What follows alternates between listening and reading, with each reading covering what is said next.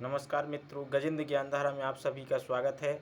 आज हम अर्थ अलंकार का भाग 14 उल्लेख अलंकार लेकर आए हैं। तो आइए समझते हैं। तो देखिए, ऐसे उल्लेख से तात्पर्य है उल्लेख यानी वर्णन, यानी किसी पंक्ति में किसी भी वस्तु का या व्यक्ति का उल्लेख या वर्णन करना उल्लेख अलंकार है। इसकी हम परिभाषा समझें यदि तो होगा, जब किसी काव्य की पंक्ति में एक ही व्यक्ति या वस्तु की प्रशंसा व आलोचना कई ढंग से की जाए तो उल्लेख अलंकार होगा। देखिए, सीधा सा तात्पर्य इसका है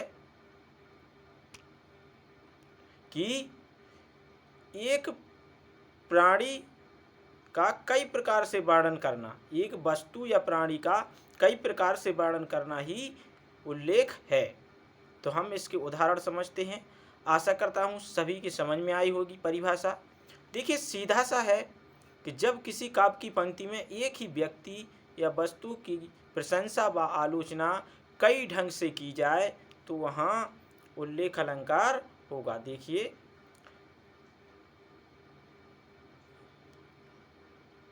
हम उदाहरण समझते हैं। उदाहरण नंबर 1,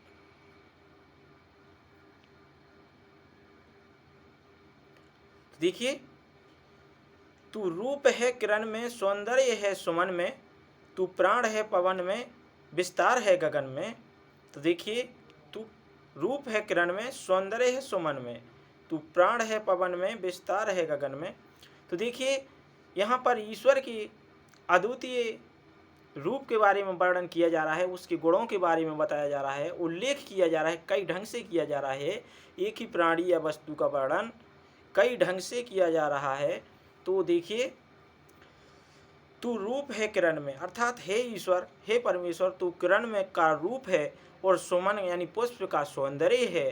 तू प्राण है पवन अर्थात वायु है, प्राण जीव है, और विस्तार है गगन में, अर्थात इस पृथ्वी के कड़कड़ में, गगन में, नभ में, अंबर में, सभी में तेरा विस्तार है। इसलिए यहाँ पर उस ईश्वर की महिमा का कई प्रकार से वर्णन किया जा रहा है। इसलिए यहाँ पर उल्लेख अलंकार है। कौन सा अलंकार है?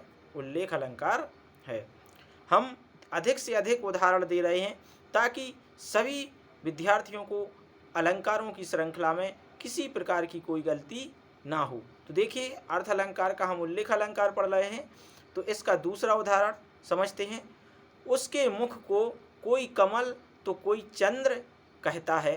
तो देखिए, नायिका के मुख को कोई कमल तो कोई चंद्र कहता है। एक ही वस्तु का वर्णन कई प्रकार से कह देना, कोई कमल कहता है तो कोई चंद्र कहता है। तो इस प्रकार से यहाँ पर भी हमारा उल्लेख अलंकार है। हम उदाहरण नंबर 3 देखते हैं। आशा करता हूँ सभी को अलंकारों की श्रृंखला पसंद आ रही होगी। यदि पसंद आ रही है तो हमारे वीडियो को लाइक करें और चैनल को सब्सक्राइब करें, अधिक से अधिक शेयर करें ताकि विद्यार्थियों को इस प्रकार से यह ज्ञान मिल सके। यह फ्री है, यूट्यूब पर निःशुल्क मैं आप लोगों के लिए क्लास लेकर आ रहा हूँ। हम उदाहरण नंबर 3 को समझते हैं। देखिए, अधिक से अधिक उदाहरण इसलिए दिए जा रहे हैं ताकि हमारे मित्रों से एग्जाम में किसी प्रकार की गलती ना हो।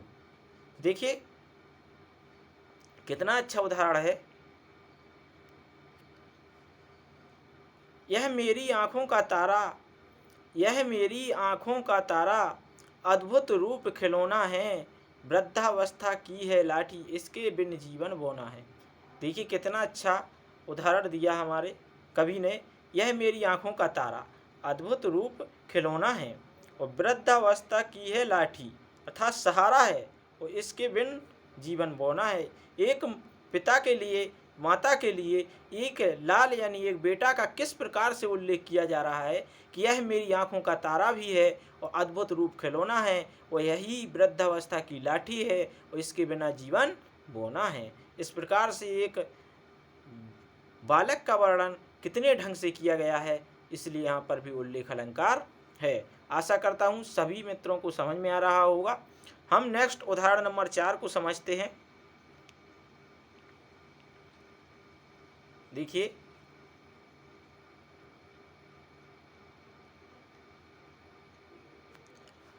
जीवन जीवन जगत के हो, विकास विश्व वेद के, परम प्रकाशक हो, स्वयं ही पूर्ण काम हो। यहाँ पर देखिए उस परम ब्रह्म के रूप को बताया गया है। जीवन जगत के हो, विकास विश्व वेद के हो अर्थात वेद पुराण हो, परम प्रकाशक हो, स्वयं ही पूर्ण काम हो अर्थात स्वयं में ही पूर्ण हो, किसी काम की कमी नहीं है, किसी गुण की या लक्षण की कमी नहीं है। इसलिए यहाँ पर भी उस परम ब्रह्म के रूप को बताया गया है, वर्णन किया गया है, उसके गुणों का वर्णन किया गया है, कई ढंग से किया गया है, इसलिए यहाँ पर भी उल्लेख अलंकार है।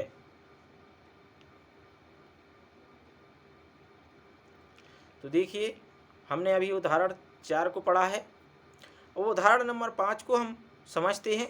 कितना अच्छा है, बहुत अच्छा उदाहरण हमारे कवि का है कि यह मेरी गोदी की शोभा, सुख सुहाग की लाली, उत्साही शान भिखारिन की है, मनोकामना मत वाली। तो देखिए कितना अच्छा उदाहरण कि यह मेरी गोदी की शोभा। देखिए एक बेटा के लिए यह मेरी गोदी की शोभा, सुख सुहाग की लाली है, उत्साही शान भिखारिन की, मनोकामना मत वाली।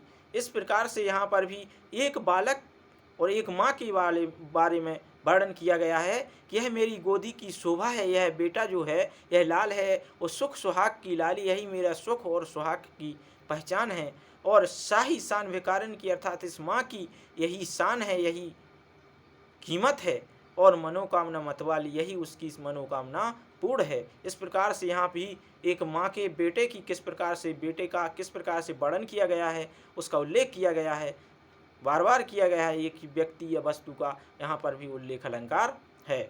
हम नेक्स्ट उदाहरण को समझते हैं। अधिक से अधिक उदाहरण इसलिए दे रहा हूँ ताकि एग्जाम में किसी प्रकार की विद्यार्थियों से गलती ना हो। अब उदाहरण नंबर 6 को समझते हैं।